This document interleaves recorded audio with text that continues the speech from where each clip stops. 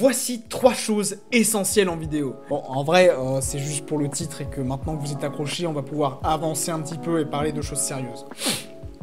On a fait un petit voyage à Angers qui était fort sympathique. Vous avez peut-être vu les vidéos, si vous n'avez pas vu, allez les voir, c'est super, voilà, trop bien. Mais c'est surtout que je me suis mis dans des conditions où il fallait faire une vidéo par jour en couvrant un événement. Et couvrir de l'événementiel, c'est fort sympathique, mais tu peux pas faire ça dans les mêmes conditions que de la fiction. No shit, Sherlock. Et donc ça a demandé beaucoup d'adaptation et beaucoup d'apprentissage, parce qu'évidemment je me suis planté sur certains aspects. Et c'est pour ça qu'aujourd'hui je vous fais plus ou moins un retour de ces choses, notamment 3 choses que j'ai plus ou moins apprises là-dedans, dans cette aventure. Oh non. La première chose que je vais aborder, c'est bien entendu l'organisation, parce que tu y vas pas à la one again en fait. Il faut préparer un petit peu le truc et quelques jours avant se dire quelle béchamel tu vas préparer. J'ai quelque chose avec la béchamel en ce moment. Et quand je dis s'adapter, c'est s'adapter notamment en fonction du matériel que tu as. Par exemple, le mien il est polyvalent, mais il est plutôt tourné vers de la fiction quoi. Et faire en sorte que ça se passe au mieux. Par exemple, cet objectif. C'est un 28-300 de chez Sigma, il est super sympathique, mais en vrai l'image elle est pas folle dedans. Mais par contre c'est le plus adapté que j'ai pour ce genre de situation, parce que tu peux très rapidement, oh il faut aller voir un truc. Je zoome, et puis tu peux faire des vannes de bits dessus avec. Dors. Le matériel, c'est une première chose qui est super intéressante, mais il y a aussi ce que tu vas filmer avec. Parce que dans une idée où tu te dis il faut que j'aille genre le plus vite possible sur le montage, j'ai essayé de faire le moins de plans possible. Ce qui m'a amené à quelques dérives d'ailleurs. Quand je dis que je me suis planté, le dernier jour j'ai fait 4 plans. Il y a des plans que j'ai réutilisés et des machins que j'ai pris dans le bus parce que j'avais pas assez de plans pour faire mon montage. C'est une catastrophe.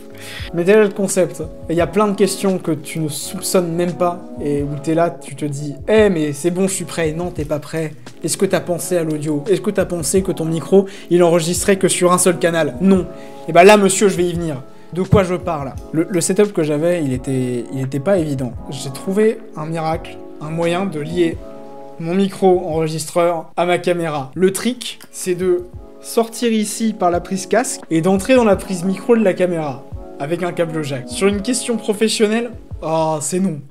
C'est clairement non. Parce qu'on pourra sans doute me dire le contraire, mais en règle générale, on va plutôt utiliser les prises XLR, comme ce qu'il y a là. Et on va avoir des caméras qui sont équipées pour connecter des micros comme ça, sauf que là, je suis un peu dans une config système D, et peut-être que certains de mes viewers sont amenés à utiliser du système D au quotidien. Mais du coup, il faut aussi prévoir que ce système D amène des problèmes que tu soupçonnes pas.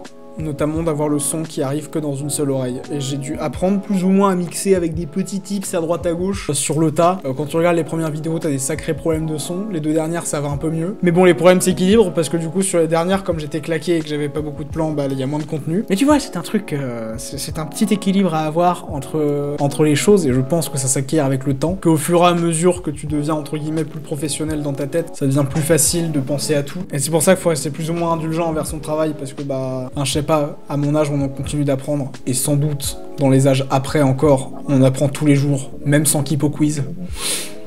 Et un petit tips qu'on m'avait donné pour le son, parce que j'ai toujours galéré avec la musique, et je vous partage ce tips, c'est de mettre le son de ta musique sur le son de ta voix et de bien faire attention à ce que ta voix reste audible, même quand il y a la musique, et de pas remettre ta musique plus haute, vraiment, et ça reste le même niveau et ça va. Voilà globalement toute la marmelade sur le son.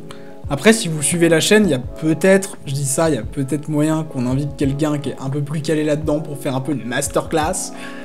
Ça pourrait être un concept. La dernière chose que je veux aborder, c'est les rencontres. Parce que c'est quand même un événement où même si on est vraiment entre gens de la même école, quoi, on va être amené à rencontrer des gens et à parler à des gens. Et quand tu cherches du contenu, tu vois, ça peut être utile. Tu vas voir un film avec un type et puis tu vois si tu peux l'interviewer, un truc comme ça. Enfin, ça peut ne pas être évident comme ça, parce qu'il faut sentir le truc. Il y a des gens, tu les sens pas, tu fais je vais pas interviewer, tu vois. C'est pas une question de est-ce qu'il est photogénique ou pas, c'est juste il est pas dans le mood. Mais par exemple, j'avais été interviewé par des gens qui étaient en lycée de ciné, et je les ai interviewés back, et c'était rigolo. Même si c'est un conseil qui peut s'adresser au moi d'il y a 2-3 ans, c'est peut-être toujours applicable de pas se contenter de soi-même et de demander des avis extérieurs, parce que quoi qu'on dise, quoi qu'on fasse, on sait pas tout. On n'est pas la science infuse, et c'est toujours bien d'avoir des des visions qui sont même complètement opposées, quoi. Et je pense qu'un des travers du youtubeur, c'est de trop prendre la confiance et de se retrouver à raconter de la merde ou des choses qui sont pas forcément super pertinentes. Et c'est pour ça que un œil extérieur c'est cool. Et c'est un problème que j'ai avec pas mal de youtubeurs finalement qui, comme moi, à une certaine époque ne se sentent plus pissés. Et maintenant que j'ai appris l'humilité, je peux la recracher à la tête des autres, tout en connaissant ma place légitime sur ce monde. Sur ce, je vous laisse méditer. N'hésitez pas à commenter et partager. Je me casse. Allez, ciao.